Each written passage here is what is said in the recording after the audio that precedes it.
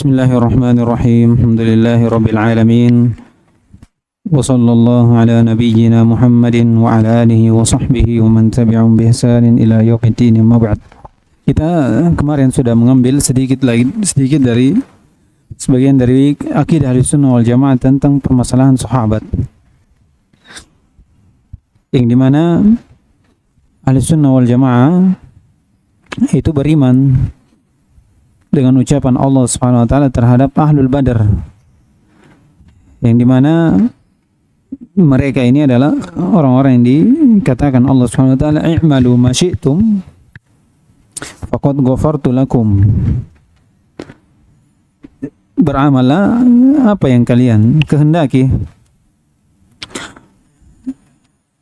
dan sungguh saya telah mengampuni kalian. Jadi maknanya bahwasanya setiap dari mereka yang jatuh dalam dosa itu mereka mendapatkan ampunan di sisi Allah Subhanahu wa taala.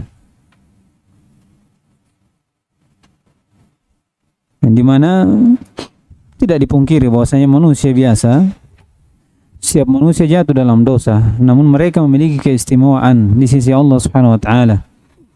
Kalau mereka jatuh dalam dosa, maka mereka ini mendapatkan ampunan di sisi Allah Subhanahu wa taala. Dan dari hadis ini juga tentang keimanan kita kepada ucapan Allah Subhanahu wa taala terhadap mereka, itu menunjukkan bahwasanya mereka ini tidak akan meninggal di atas kekafiran. Nah, ini dari kabar gembira untuk mereka, karena mereka ini diampuni dari dosanya.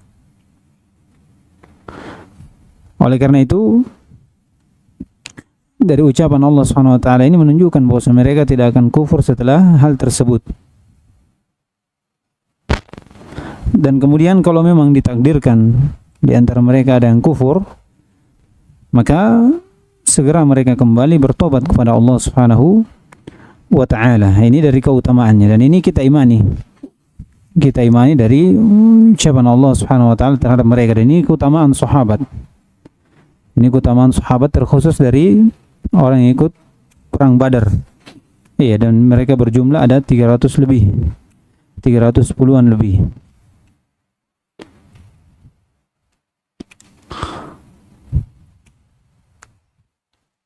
Kemudian demikian pula kita mengimani bahwasanya tidak akan masuk neraka seorang pun siapa yang membait Nabi sallallahu alaihi wasallam. Siapa yang membait Nabi sallallahu alaihi wasallam, di mana Allah Subhanahu wa taala berfirman, laqad radiyallahu 'anil mu'minina id yubay'unaka tahta asy-syajarah fa'alima ma fi qulubihim fa'anzala as-sakinata 'alaihim wa athbatahum wa asabahum fathan qariba. Sungguh Allah Subhanahu wa taala telah ridha terhadap kaum mukminin tatkala mereka membaiat Nabi Muhammad SAW di bawah pohon. Maka Allah tahu apa yang ada dalam diri mereka, hati-hati mereka. Maka Allah pun turunkan ketenangan terhadap mereka. Nah, ini dari keutamaan seorang yang membait Nabi sallallahu alaihi wasallam. Kemudian demikian pula dari akidah Ahlussunnah wal Jamaah adalah mempersaksikan seorang yang dipersaksikan masuk surga dari apa yang dipersaksikan oleh Nabi sallallahu alaihi wasallam. Dan persaksian ada berapa kemarin? Secara umum persaksian seorang masuk dalam surga ada dua, secara sifat dan secara perorangan. Secara sifat ini jelas, ya, kita persaksikan sebagaimana Allah SWT persaksikan seorang mukmin itu masuk ke dalam surga, seorang yang bertakwa, dari sifat-sifat mereka, dari sifat mereka. Kemudian yang kedua persaksian dari sisi apa? Perorangan. Ini ada berapa ucapan? Ada 3. Yang pertama, tidak ada yang kita persaksikan seorang masuk surga kecuali para nabi dan para rasul. Nah, ini yang pertama. Yang kedua, kita persaksikan siapa yang Allah Subhanahu wa taala dan Rasulnya persaksikan, siapa saja. Yang jelas datang nasnya bahwasanya dia adalah penghuni surga, maka kita persaksikan bahwasanya dia ini adalah penghuni surga. Dan yang ketiga, ditambahkan dengan orang-orang yang dipersaksikan oleh kaum mukminin, sebagaimana yang datang dalam hadis Nabi sallallahu alaihi wasallam. Dan di antara yang dipersaksikan oleh Nabi sallallahu alaihi wasallam adalah 10 orang. Di antaranya Abu Bakar, Umar, Ali atau Utsman dan Ali ibn Abi Thalib radhiyallahu taala anhum. Mereka dari Khulafa ar-Rasyidun. Maka kita persaksikan juga sebagaimana dipersaksikan oleh Nabi sallallahu alaihi wasallam.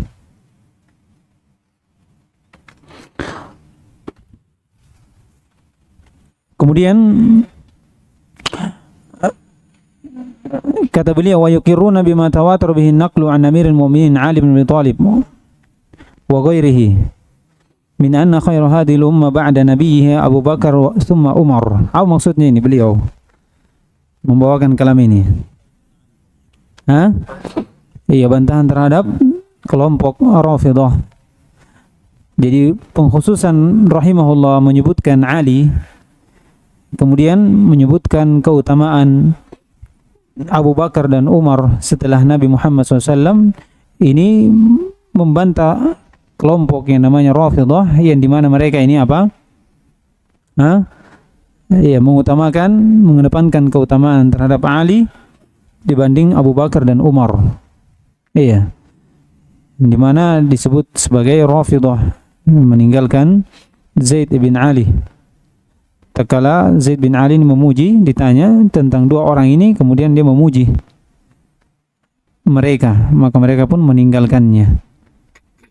Karena Rafidhah itu jenisnya banyak, ada yang gulu sampai menjadikan Ali sebagai sembahan. Sembahan. Kemudian ada yang berkeyakinan bahwasanya Jibril salah dalam memberikan risalah. Kemudian ada juga yang berkeyakinan bahwasanya tentang celaan terhadap Abu Bakar dan Umar, dan ini bantahan untuk semuanya. Bahwasanya manusia yang paling terbaik setelah nabinya itu adalah Abu Bakar dan kemudian Umar. Dan keyakinan bahwasanya Ali lebih utama daripada keduanya ini, itu keyakinan yang batil. Keyakinan yang batil, di mana Umar atau Ali radhiyallahu taala anhu itu memberikan nas tatkala ditanya man khairun nasi ba'da rasul, siapa yang lebih manusia yang paling terbaik setelah rasulnya, maka Ali radhiyallahu taala anhu mengatakan Abu Bakar. Kemudian bertanya siapa lagi setelahnya, kemudian dia jawab siapa? Umar ibn Khattab radhiyallahu taala anhu. Umar bin Khattab radhiyallahu taala anhu. Dalil-dalil yang menunjukkan tentang keutamaan dari dua orang ini banyak. Kita sudah sebutkan sebagian dari dalil kemarin ya. Di antaranya ucapan Nabi SAW, "Lau kuntu muttakhidan min ahli al-ardi khalilan, lattakhadtu Abu Bakar khalil." Seandainya saya dibiarkan untuk mengambil dari penduduk bumi ini sebagai seorang kekasih, maka saya jadikan Abu Bakar sebagai khalil. Sebagai khalil. Ini dari keutamaan Abu Bakar. Keutamaan Abu Bakar. Kemudian dalam hadis yang kita sebutkan kemarin, seorang perempuan datang kepada Nabi SAW minta fatwa. Kemudian khawatir kalau dia mendatanginya lagi, kemudian dia tidak mendapatinya karena sudah tiada. Maka meminta wasiat kepada siapa saya datang jika saya tidak mendapatimu. Maka kata Nabi SAW, fa'ti Abu Bakrin. Datangi siapa? Abu Bakar. Ini isyarat bahwasanya Abu Bakar ini pengganti dari Nabi SAW, menunjukkan dia paling utama setelahnya. Dalam sunan juga disebutkan iktadu billadaini min ba'di Abi Bakar wa Umar. Dalam sahih ketika Nabi SAW berkata dalam safarnya, ayyuti'il qawmu, kalau seorang kaum taat Abu Bakr wa Umar, kalau seorang kaum taat kepada Abu Bakar dan Umar, yarshudu, maka dia akan berada di atas petunjuk. Perhatikan, kalau seorang kaum taat kepada Abu Bakar dan Umar, iya, maka seorang kaum akan berada di atas petunjuk. Di dalam Sunan juga menjelaskan tentang keutamaan Abu Bakar. Begitu pula Umar radhiyallahu ta'ala anhu. Ini bantahan jelas untuk Rafidhah. Ya, dari keyakinan yang batil yang mengedepankan Ali dibandingkan Abu Bakar dan Umar. Walaupun Ali memiliki keutamaan, namun keutamaannya dibawa dari keutamaan Abu Bakar. Jadi Abu Bakar manusia yang terbaik setelah Nabi SAW secara mutlak. Secara mutlak. Kata Nabi SAW, ra'aitu ka'anni wudi'tu fi kiffatin wal umma fi kiffah. Seakan-akan saya ini melihat saya diletakkan di satu kiffah dan umma di kiffah. Di satu apa namanya? Iya, telinga timbangannya. Kemudian farajahtu bil umma, maka saya pun lebih berat daripada umat itu. Ini Nabi SAW. Kemudian summa wudi'a Abu Bakar fi kiffah wal umma fi kiffah. Kemudian diletakkan Abu Bakar di satu kiffah dan umat di satu kiffahnya lagi. Tahu kiffah toh? Iya, daun timbangan telinganya. Farajaha Abu Bakar, maka Abu Bakar pun mengalahkan beratnya dari umat itu. Perhatikan. Kemudian saya melihat lagi Umar diletakkan di satu kiffah dan umat di satu kiffah.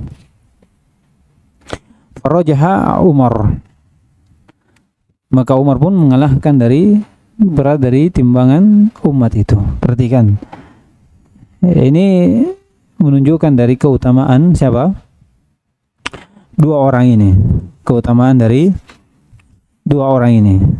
Demikian pula Abu Bakar diperintah oleh Nabi SAW. Kata Nabi SAW, muru Abu Bakrin falyusalli bin nas. Perintahkan Abu Bakar dan dia sholat bersama manusia. Dia menjadi imam. Nabi SAW dalam hadis Ali mengatakan bahwasanya saya sering mendengar Nabi SAW berkata, dakhaltu ana wa Abu Bakar wa Umar, kharajtu ana wa Abu Bakar wa Umar, wa dhahabtu ana wa Abu Bakar wa Umar. Nah, ini bagaimana mereka ini mengikuti Nabi SAW kemanapun, menunjukkan keutamaan yang mereka miliki dibanding selainnya dari umat Nabi SAW.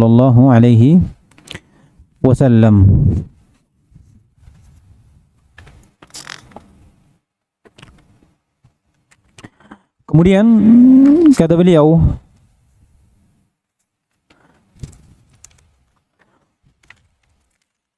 wa yusallisuna bi Uthman wa yurabbi'una bi Ali kama dallat alaihi al-athar wa kama ajma'a as-sahabati aw as-sahabatu radhiyallahu ta'ala anhum ala taqdimi Uthman fil bai'ah ma'anna ba'd ahli sunnati kanu qad ikhtalafu fi Uthman wa Ali radhiyallahu ta'ala anhuma ba'da ittifaqihim ala taqdimi Abi Bakar wa Umar ayyuhuma afdal faqaddama qaumun Utsmana wa sakatu wa rabba'u bi Aliyin wa qaddama qaumun Aliyan wa qaumun tawaqqafu lakin istaqarra ahlus sunnati ala taqdimi Utsmana thumma Ali. Jadi umat yang paling terbaik setelah Nabi Muhammad SAW bittifaq siapa? Abu Bakar dan Umar. Ini dari sisi al-mufadalah, bentuk keutamaan dari umat Nabi Muhammad SAW. Jadi Abu Bakar kemudian Umar ini bittifaq. Kemudian diperselisihkan antara Utsman dengan Ali. dengan Ali.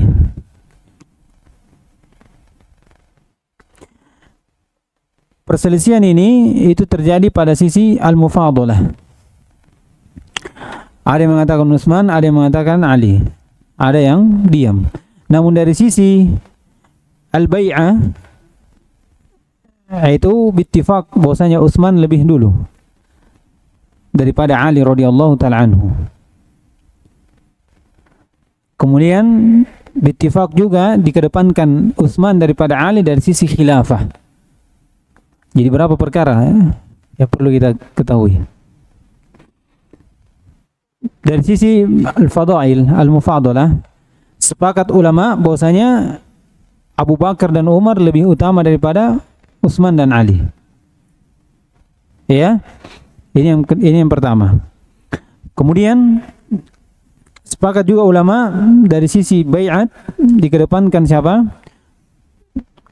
Utsman daripada Ali.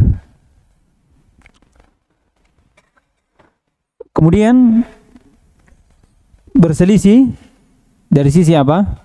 Atau ittifaq dari sisi dikedepankannya Utsman dan Ali pada khilafah setelah Abu Bakar dan Umar. Bisa dipahami sini? Hah? Ini faedahnya detailkan saja insyaallah ya. Karena ketika dibahas permasalahan antara Abu Bakar, Umar, Utsman dan Ali, putarannya di sini. Ya.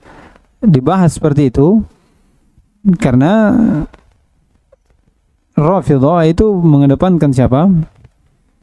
Ali radhiyallahu taala anhu dari sisi keutamaan. Ya, bahkan dari sisi khilafah. Bahkan dari sisi khilafah harusnya Ali yang menjadi khalifah setelah Nabi Muhammad SAW. Disebutkan karena nas langsung dari Nabi SAW.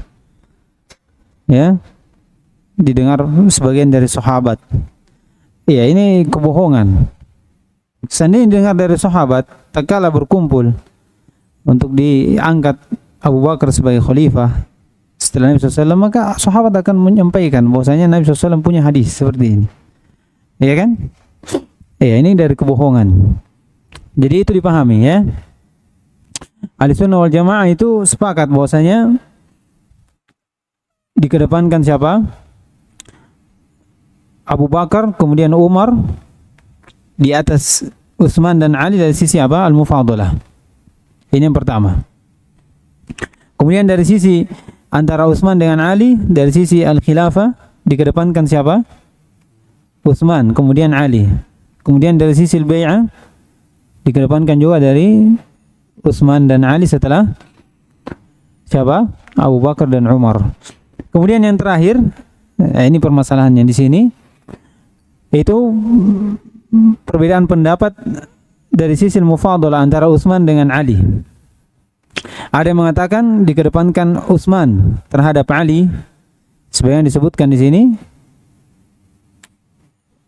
Dan ini jumhur ulama, mereka berdalilkan mengikutkan antara pembahasan mufadalah dengan pembahasan al-bai'ah dan khilafah. Al-bai'ah dan khilafah. Kemudian ada yang diam, sakatu, tawakuf. Dan ada yang mengedepankan Ali. Ada yang mengedepankan Ali. Di antaranya Sufyan ats-Tsauri. Kemudian kelompok dari Ahlul Kufah.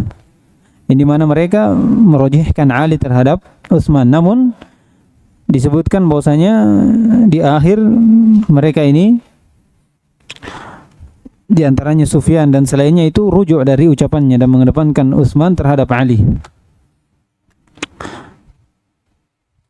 Sebagiannya juga dari Ahlul Madinah dia tawakuf apakah Utsman atau Ali dari sisi al-mufadalah. Dari sisi al-mufadalah. Dan hujjah mereka dari siapa namanya? Jumhur ulama. Nah, itu datang dalam hadis dari sahabat Abdullah bin Umar radhiyallahu taala anhu. Kata beliau, kunna nufadilu ala ahdi Rasulillah sallallahu alaihi wasallam. kunna naqulu Abu Bakar summa Umar summa Utsman. Kami katakan yang paling utama setelah Nabi SAW itu Abu Bakar, kemudian Umar, kemudian Utsman. Ini dalilnya jumhur ulama. Wa fi ba'di turuq yablughu dzalika an-nabiy sallallahu alaihi wasallam fala yunkiruh. Di sebagian riwayat jalan itu sampai berita ini sudah disampaikan di mana, di matan dari Lumatul I'tiqad ada ya. Dan sampai berita tersebut kepada Nabi SAW dan dia tidak mengingkari. Nah, ini dalilnya jumhur ulama berdalilkan juga dengan tertibnya dalam sisi khilafah dan bai'ah. Sisi khilafah dan al-bai'ah. Kemudian kata beliau, walakin istaqarra ahli sunnati ala taqdimi Utsman summa Ali. Iya. Akan tetapi telah tetap ahli sunnah wal jamaah akan dikedepankannya Utsman terhadap Ali dari sisi mufadalah. Ya, sebagaimana dari ucapan al-jumhur. Jumhur ulama, dan yang mengatakan Ali lebih utama daripada Utsman itu sebagiannya, dan sebagiannya lagi itu merujuk dari ucapannya, di antaranya Sufyan Ats-Tsauri. Sufyan Ats-Tsauri. Kemudian kata beliau, wa in kanat hadhihi al-mas'alah mas'alatul mufadalati baina Utsman wa Ali. Kata beliau, walaupun ini dari permasalahan al-mufadalah antara Utsman dengan Ali, laysat min usulil lati yudallalu al-mukhalifu fiha 'inda jumhuri ahli sunnah. Jadi permasalahan ini kalau dikatakan khilaf antara ulama silang pendapat dari apakah Utsman yang paling utama atau Ali, perbedaan ini itu tidak sampai seorang yang menyelisihi, itu dikatakan alul bid'ah. Itu dikatakan alul bid'ah. Tidak masuk dalam hal tersebut. Karena ini masalah ijtihadiyah.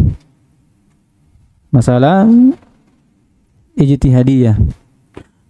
Bukan dari usul yang mengharuskan seorang kalau menyelisih ini apa? Akan sesat. Akan sesat. Jadi siapa yang mengedepankan Ali radhiyallahu ta'ala anhu terhadap Utsman, itu tidak ada masalah dalam sisi apa? Mufadalah. Lakin kata beliau, allati yudallalu fiha mas'alatul khilafah. Namun perselisihan yang menjadikan seorang yang menyelisih ini menjadi sesat, itu ketika dibahas dalam permasalahan khilafah. Nah, kalau ini jelas. Dzalika li'annahum yu'minuna anna al-khalifata ba'da Rasulullah sallallahu alaihi wasallam Abu Bakar, summa Umar, summa Utsman, summa Ali. Wa man ta'ana fi khilafati ahadin min haula'i fa huwa adallu min himari ahlihi. Siapa yang merusak atau mencela, memberikan cacat pada khilafah salah seorang di antara mereka, maka dia akan lebih sesat daripada himar. Iya, dilekop dengan himar. Ini asal ucapannya dari Imam Ahmad rahimahullah taala. Jadi kita ada dua masalah ya di sini. Ada dua masalah. Masalah pertama tentang masalah al-mufadalah, yang dimana jumhur ulama mengatakan bahwasanya yang paling utama setelah Nabi SAW Abu Bakar, Umar, kemudian Abu Bakar, kemudian Umar, kemudian Utsman, kemudian Ali. Yang menyelisihi jumhur ini itu bukan apa? Tidak dikatakan seorang yang sesat. Seorang yang sesat. Jadi yang mengedepankan Ali di antara kemudian Utsman itu tidak bermasalah dalam sisi apa? Dalam sisi akidah. Karena ini dikatakan bukan permasalahan usul, tapi masalah ijtihadiyah saja. Namun permasalahan yang kedua, permasalahan khilafah. Ini disebutkan Ibnu Taimiyah rahimahullah. Susunan dari khilafah setelah Nabi SAW itu Abu Bakar, summa Umar, kemudian Utsman, kemudian Ali. Kemudian Ali. Siapa yang mengedepankan Ali di antara dia terhadap Utsman, maka dia disebutkan seorang yang sesat. Seorang yang sesat, menyelisihi dari akidah Ahlussunnah, jalan Ahlussunnah wal Jamaah. Lalu bagaimana lagi orang yang mengedepankan Ali dibanding siapa? Abu Bakar. kemudian Umar. Lalu bagaimana lagi? Dia menyatakan bahwasanya Jibril salah memberikan risalah. Lalu bagaimana lagi orang mengatakan bahwa Ali adalah Tuhan? Ya, jadi mereka punya tingkatan ya. Tingkatan. Yang paling gulunya ini dia. Iya. Ini pemahaman diambil sumbernya dari yang bernama Abdullah bin Saba, Nasrani. Yahudi. Ya. Yang berkedok seorang yang masuk dalam Islam. Ini pun bentuk penipuan untuk menyesatkan Islam. Seorang yang beragama Islam. Jadi permasalahan khilafah, itu jelas. Bahwasanya Rasulullah wal Jamaah meyakini bahwasanya khilafah setelah Nabi SAW itu Abu Bakar. Kemudian Umar. Jadi dipilih Abu Bakar dari sisi khilafah, itu disebutkan ada dengan 3 cara. Diperselisihkan apakah Abu Bakar ini dipilih dari sisi isyarat atau nas langsung dari Nabi SAW setelah adanya dari sahabat radhiyallahu taala anhum. Namun kesimpulan bahwasanya Abu Bakar radhiyallahu taala anhu itu jadi khalifah Nabi SAW itu dengan 3 cara. Dengan al-amr dari Nabi SAW, kemudian isyarat, kemudian khobar. Iya. Nah, ini semua terkumpul dalam beberapa hadis. Kita baca hadis tadi, kata Nabi SAW, muru Abu Bakar falyusalli bin nas. Nah, ini perintah. Tatkala Nabi SAW sakit, kemudian yang menggantikan dia siapa? Abu Bakar. Muru Abu Bakrin falyusalli bin nas. Ini perintah dari Nabi SAW. Ada yang mengatakan isyarat bahwasanya yang menggantikan Nabi SAW setelah meninggal adalah Abu Bakar. Nah, ini banyak juga dalam hadis. Ya, dalam hadis seperti lau kuntu muttakhidan min ummati khalila latakhadtu Abu Bakar khalila. Ini isyarat. Demikian pula tatkala perempuan datang kepada Nabi SAW, kemudian dia gelisah kalau dia datang kemudian dia tidak mendapati Nabi SAW, maka dia minta wasiat, kemana saya akan pergi? Kemudian kata Nabi SAW, fa'ti Abu Bakrin. Kemudian ada khobar, ya, ada khobar bagaimana Nabi SAW mengatakan keutamaan yang dimiliki Abu Bakar bersamanya, ya. Dalam Al-Quran, la tahzan innallaha ma'ana. Ya, qaratu ana wa Abu Bakar wa Umar, dhahabtu ana wa Abu Bakar wa Umar, dakhaltu ana wa Abu Bakar wa Umar. Ini khobar. Ya, kemudian dalam hadis juga apa? Iqtadu billadaini min ba'di Abu Bakar wa Umar. Ya, Abu Bakar wa Umar, dan hadis-hadis yang sampaikan tadi. Iya. Kemudian Umar, kalau Umar ini jelas dari penunjukan dari Abu Bakar radhiyallahu taala anhum. Abu Bakar radhiyallahu taala anhum ini karena keutamaan yang dia miliki. Dan setelah bai'at dari sahabat radhiyallahu taala anhu.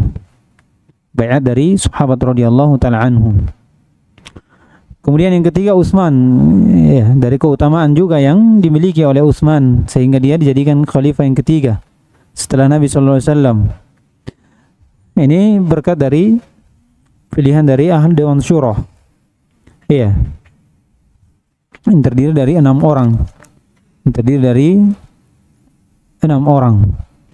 Kemudian yang terakhir yaitu Ali radhiyallahu taala anhu. Karena keutamaan yang dia miliki juga. Ini dari tatkala Dewan Syura mengedepankan Utsman dan Ali. Kemudian tatkala Utsman radhiyallahu taala anhu dibunuh mati syahid, maka yang berhak menggantikan Utsman adalah Ali radhiyallahu taala anhu.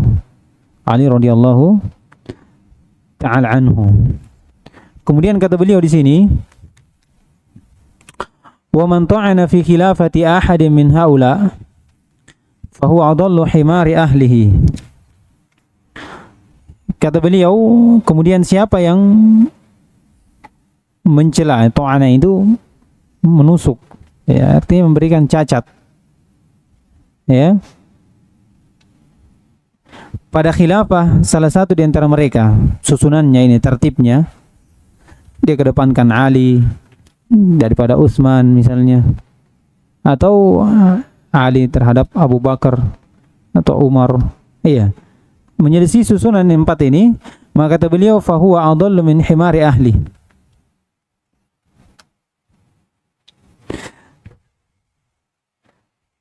Jadi katakan ditabir dengan apa? Himar lebih sesat dari himari ahli. Ini dari ucapan Imam Ahmad rahimahullah ta'ala. Kenapa dikatakan himar? Karena himar ini dari hewan yang paling bodoh secara mutlak. Ya. Hewan yang dikatakan dungu. Maka dikatakan siapa yang menyelisihi dari pemahaman ahli sunnah dalam sisi tertib susunan khilafah, maka dia lebih sesat daripada himar. Bagaimana lagi? Kalau himar saja ini dikatakan yang paling bodoh, iya. Maka siapa yang menyelisih ahli sunnah wal jamaah dalam sini disebutkan Imam Ahmad, kemudian Ibnu Taimiyah juga, itu lebih sesat daripada himar. Iya, lebih lagi daripada himar.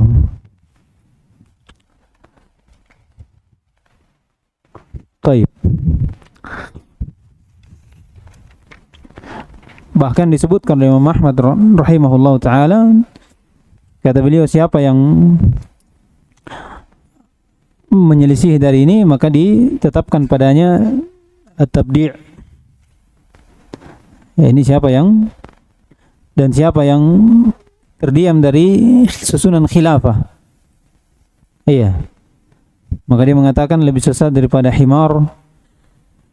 Kemudian diperintah untuk dihajar, maksudnya ditinggalkan. Kemudian jangan dinikahi dari perempuannya. Iya. Karena perkaranya jelas. Perkara yang jelas. Dan ini nas dari Imam Ahmad rahimahullah ta'ala. Dan Imam Ahmad tidak ragu dari ucapannya tersebut. Iya, ucapannya tersebut. Baik. Kemudian kata beliau wa yuhibbu ahlal baiti Rasulillah sallallahu alaihi wasallam wa alihi wa yatawallahum wa yatawallawnahum. Nah, ini permasalahan tentang ahlul bait ya.